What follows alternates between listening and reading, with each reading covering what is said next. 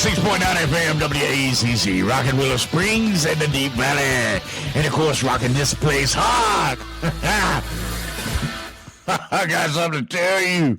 Well, I tell you what, I know you don't work here at the radio station, but I will tell you, because I'm sure that you have at one point or another or will work with someone who is going to be retired. Oh, Larry works in upper management down the hall, and he serves as program director for the last 11 years. Announced his retirement back in April. He ready to get out of this place. I don't blame you, buddy. Larry is also the one that I hold personally accountable for the Christmas music format switch back in August here on the Rock Station. I haven't forgot about it, and I know you haven't either, rockers. Now that we know who Larry is, let me tell you about what Larry done. Well, here we are 2 months later, and it comes after a big going-away party was held in the station conference room and a company roast, all in honor of Larry's contributions to the stations over the years. The roast ended halfway through because it became too violent, all centered around Larry's work ethics and decision-making skills here at the stations in the building. And I'm referring to Big Hits 105, and here, of course, on your big-ass station, 96.9 FM, WACZ. Well, Larry's last day at the stations was on Friday, and much to everyone's surprise, here we are back on a Monday, and guess who shows up? Mr. Larry.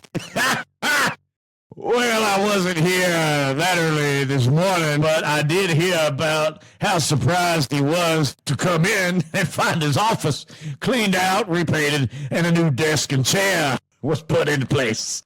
Further investigation by Rhonda in Human Resources tells us he's not even of retirement age. He's 51. And how that oversight came about is a mystery. Rhonda blamed everyone around here for being so vulnerable and just wanting to have an excuse to have an office party that she believes that everyone's excitement should be held at fault for not paying attention and learning their coworkers. She used the analogy he could have been a serial killer for all we knew, at which time the station's vice president, who was standing there, reminded Rhonda that she was the one responsible for the background checks and overseeing the entire hiring process. Well, finally, it had been observed by overnight Rachel, of all people, who noticed the date on the resignation to be that of April the 1st. Without looking at your calendars, rockers, that is April Fool's Day. Things were a little awkward around this place by the time I got here.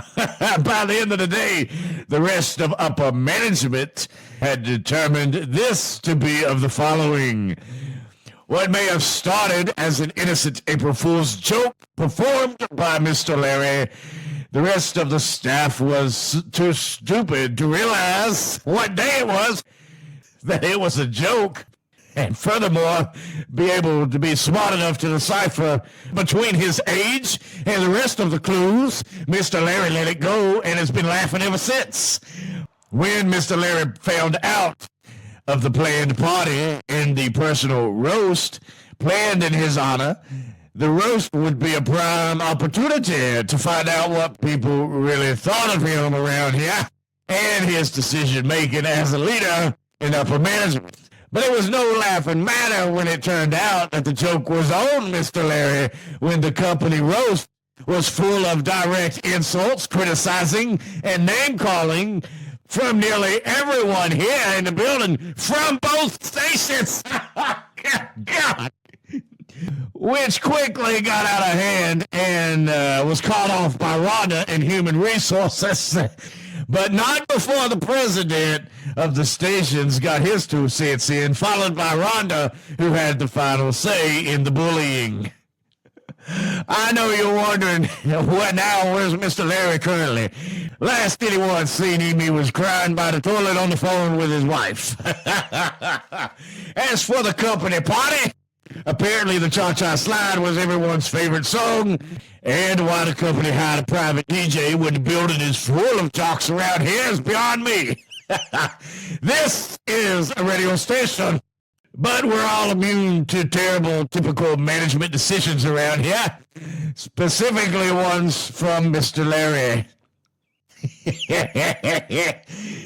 They did cater some Greek foodie, which I thought was half bad, although that was Tiff's idea from the top 40 station down the hall. All in all, I'd say it was a rockin' good retirement. No telling what Mr. Larry's going to be doing tomorrow, or even if he has a job. I think Mr. Larry was just a little too surprised that everybody took it too serious and took his retirement as a blessing. We are 96.9 FM, WACC.